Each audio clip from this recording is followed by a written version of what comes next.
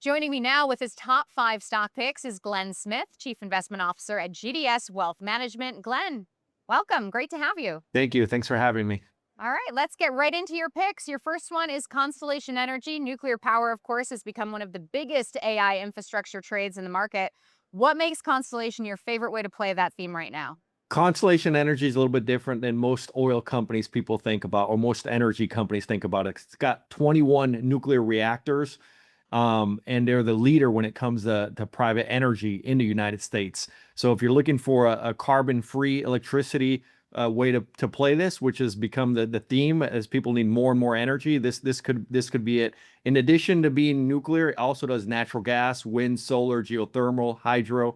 So it's a little bit different than a lot of its competitors. Everybody right now is in love with the AI play, but what they forget about is they need energy, reliable energy for 24/7 to keep these data centers running, to provide all this AI.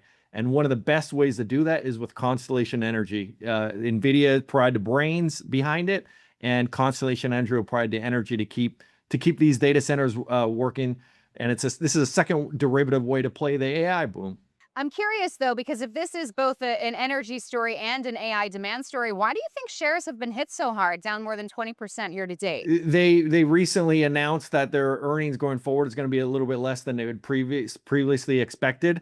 But we think that's going to work its way out. When you do new in nuclear reactors, it's not as quickly as drilling a well. So there's a little bit of more delays into growing. But we think going forward, this is going to be something that will iron out, and it'll continue to do very well and be one of the leaders when it comes to nuclear energy.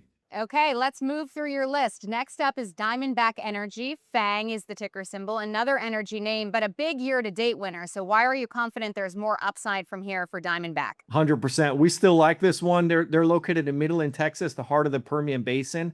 And it is a cash cow when oil is around $60 a barrel. With oil nearly $100 a barrel, it's going to continue to do very, very well. And what makes them unique is a lot of their competitors, they're trying to grow just organically, which Diamondback Energy is very good at, but they're also growing inorganically. They've recently acquired Endeavor Energy, Double Eagle, and they continue to have their foot on the pedal, if you will, pun intended. Their price earnings, even with a run up, you can get in at 12 times forward P, so it makes it extremely attractive. And we think if oil stays elevated at these prices for the next 3 to 6 months, this is just a bonus, because again, they are extremely profitable with oil at $60 a barrel, which we'll get to at some point. Might be another 6 months or a year or 2 years, but in the meantime, this is just additional cash. And last thing I'll throw out about them is they tend to be very shareholder friendly. And what I mean by that is they're returning 50% of cash back to the shareholders in the form of dividends and in the form of share buyback. So it's a unique way to play the energy play. So this call is not dependent then on oil prices staying high. Oil prices can go back to 60 and you'd still be bullish. Exactly. That's why we like it, is because it's a little bit of a buffer. There's some energy companies out there are doing quite well, but we're not convinced they're going to be very profitable when oil comes back down to 70, let alone 60. So this is a stock where you're just taking advantage of the uncertainty in oil and the fact that oil is at the highest it's been in a very long time. Okay, next up is Hewlett Packard Enterprise, HPE. You say this is a compelling way to gain exposure to the AI trade. Make the case. Yeah, in 2024, they partnered up with NVIDIA, and people assume that these chips just work on themselves. Yes, you need the semiconductor chips, whether you're talking about Micron or NVIDIA, but you need somebody to do the plumbing in these companies in order to make this whole AI boom work. Hewlett Packard Enterprise is one of the leaders when it comes to that. And what makes it unique, even though tech has become a bigger part of the S&P 500 at nearly 40%, here's a stock that you can get in at a forward times earnings of 10.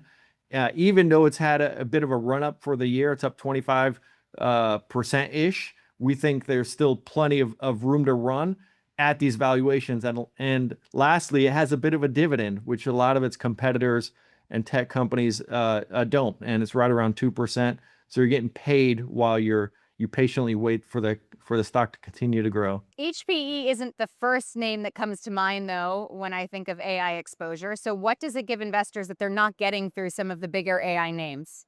I think one of the things you're getting is that plumbing. You're not dependent on any one business. You're dependent on providing value for these chips to continue to sell, and the valuation. There's a lot of companies that do what it does, but you're paying sky high prices to get in. This is a company that you're getting in at a reasonable valuation, so they're not pressed to grow tremendously for you to have significant appreciation in the stock.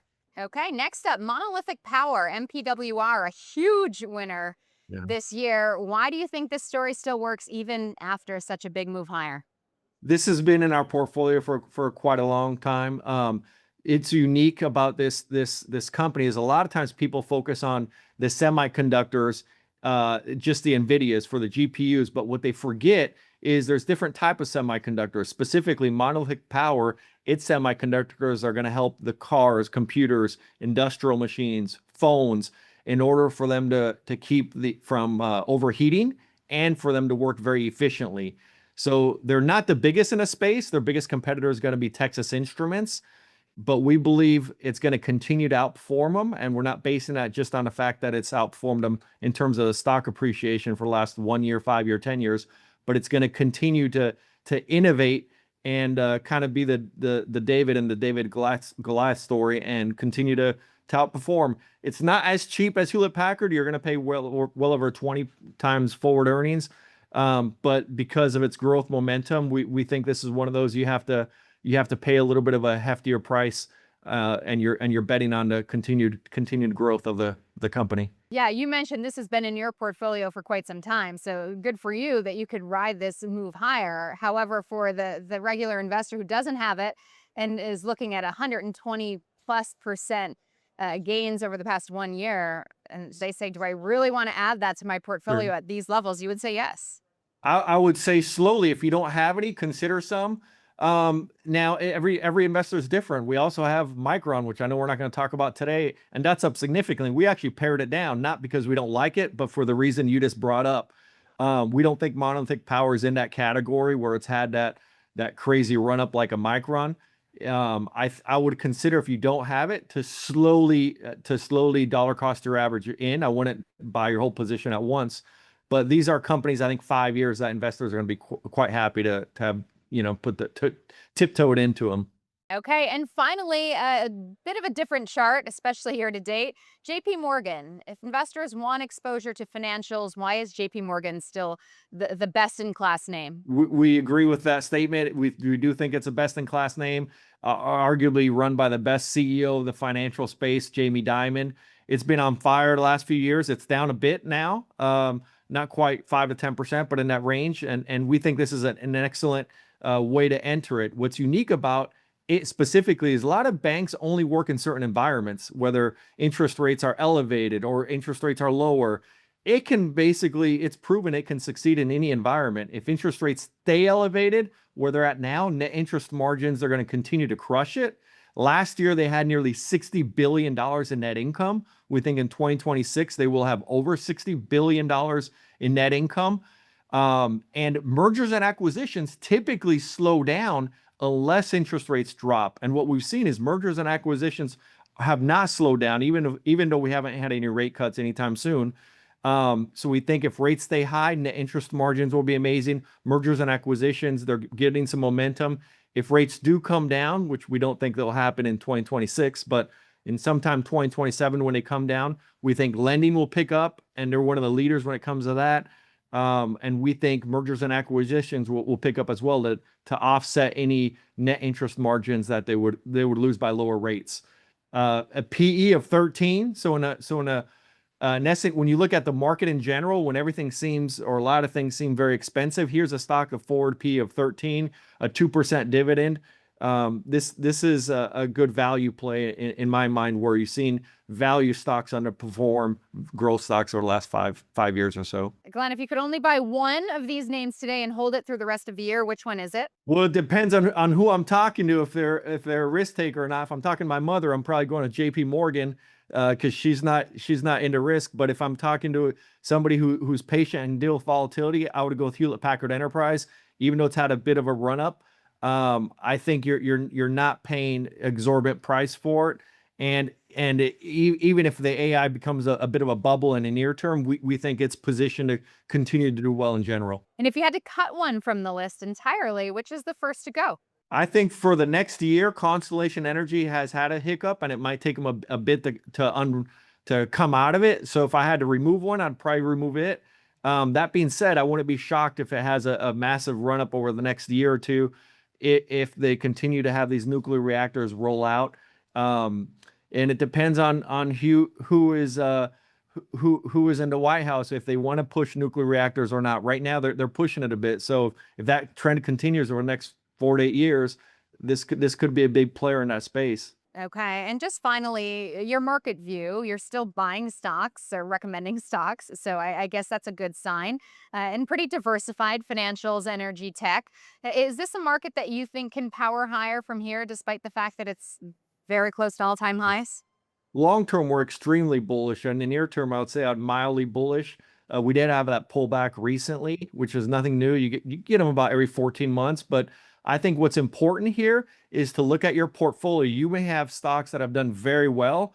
You mentioned Micron earlier. Excuse me, I mentioned Micron. You mentioned Monolithic Power. If these stocks have become an outsized part of your portfolio, I would consider looking at them now. Don't wait for the market to drop before you downsize those positions. But in general, am I bullish? Yes, I'm bullish. I think the market at the end of the year will be higher than it is today. But that doesn't necessarily mean you, the investor, will be higher. It depends on the allocation. So I'd be looking at very carefully any stock in the last 12 to 24 months that's had a massive run, and consider paring that down to where it should be in a reasonable portfolio. All right. We'll leave it there. Glen Smith, Chief Investment Officer, GDS Wealth Management. Thank you so much. My pleasure. Thank you.